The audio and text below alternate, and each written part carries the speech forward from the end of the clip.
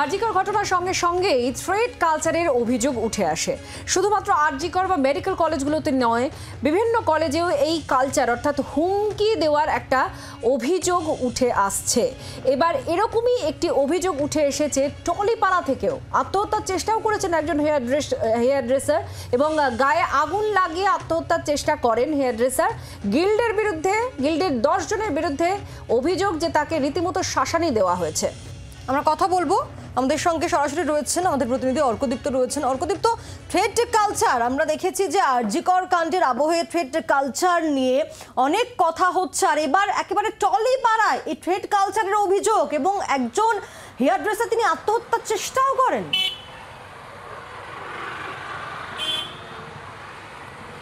একেবারেই দেখো, threat culture নিয়ে আমরা জানি বিগত কয়েকদিন ধরেই স্বাস্থ্য বিভাগগুলোতে, বিভিন্ন মেডিকেল কলেজগুলোতে আলোচনা চলছিল। বিভিন্ন জায়গা থেকে অভিযোগ উঠে আসছিল যে বিভিন্ন মেডিকেল কলেজে এরকম থ্রেট কালচার চলছে।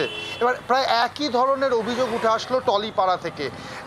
যে আমরা যে হেয়ার ড্রেসারকে নিয়ে কথা বলছি, তিনি গায়ে কেরোসিন দিয়ে আত্মহত্যা করার চেষ্টা করেন, নিজে গায়ে আগুন লাগিয়ে আত্মহত্যা করার চেষ্টা করেন। তবে এই মুহূর্তে যেটা খবর পাওয়া যাচ্ছে, তিনি সুস্থ রয়েছেন। তবে তার পরিবারের অভিযোগের আঙুল সেটা কিন্তু গিল্ডের দিকে, এবং তাদের বক্তব্য যে বেশ কয়েক মাস ধরে, 3 মাস বা তারও বেশি সময় ধরে তিনি কিন্তু কাজ করতে পারছিলেন না, অর্থাৎ তার প্রায় কোনো রোজগার ছিল না। সেটার থেকে ধীরে ধীরে মানসিক অবসাদে গিয়ে তিনি এই আত্মহত্যা করার চেষ্টা করেছেন বলে খবর।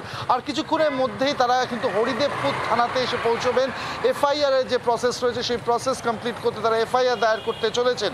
উল্টো দিকে গিল্ডের তরফ থেকে যেটা জানা যাচ্ছে সূত্র মারফত, আজকে পুরো বিষয়টা নিয়ে তারা একটি বৈঠকে বসবেন এবং পুরো কেন এই ঘটনা ঘটলো পুরোটা পর্যালোচনা করা হবে।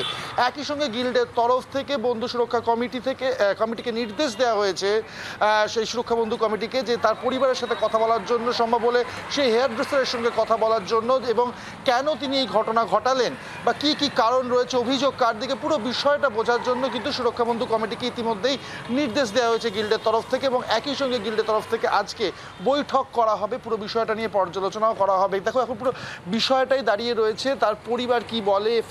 এফআইআর তারা দায়ের করতে আসছেন কিছুক্ষণের মধ্যে হরিদেবপুর থানাতে। এফআইআরে কি মর্মে তারা এফআইআর করেন, অনেকগুলো বিষয় রয়েছে। তবে দেখো, এই যে এই বিষয়টা যদি সত্যি হয়ে থাকে, সেক্ষেত্রে কিন্তু গিল্ডের তরফ থেকেও কিন্তু অনেক, গিল্ডের যে 10 জনের কথা তুমি বলছিলে, যে 10 জনের দিকে তারা আঙুল তুলছেন, সেটা যদি হয় তাহলে কি আরও বড় কোনো, এখানেও এই থ্রেট কালচার দীর্ঘদিন ধরে চলছে, আরও বড় কোনো দুর্নীতি এখানেও চলছে, এই প্রশ্ন কিন্তু উঠে যাচ্ছে। যদিও গিল্ডের তরফ থেকে কিন্তু এখনো পর্যন্ত এই ধরনের এই বিষয় নিয়ে অফিসিয়াল কোনো স্টেটমেন্ট দেওয়া হয়নি। তবে সূত্র মারফত জানা যাচ্ছে এই বিষয়টা তারা নিজেরা পর্যালোচনা করবে। এবং শেষ পর্যন্ত এখনো পর্যন্ত মহিলার যে শারীরিক কন্ডিশনের কথা জানা যাচ্ছে, যে তার কিছু ইচিং রয়েছে, স্কিনে বিভিন্ন জায়গাতে কিছু ইচিং রয়েছে। তবে এখন তিনি মোটের ওপর সুস্থ রয়েছেন। নজর রাখো, ধন্যবাদ। গিল্ডের 10 জনের বিরুদ্ধে অভিযোগ,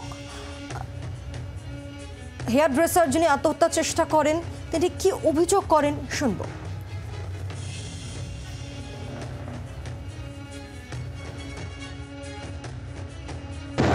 তোমরা জেনারেল মেম্বারদেরকে বলি, তোমরা সবাই জানো যে আমাকে 3 মাস সাসপেন্ড করেছিল। আমি 3 মাস জানি না আমি কি করেছি, তাও আমি অন্যায় স্বীকার করে নিয়ে 3 মাস আমি ঘরে বসেছিলাম। তাতে করে আমার প্রচুর দেনা হয়ে গেছে, আমার বাড়ির লোন চলে, আমার বড় অসুস্থ, আমার মেয়ের পড়াশোনা চালাতে হয়।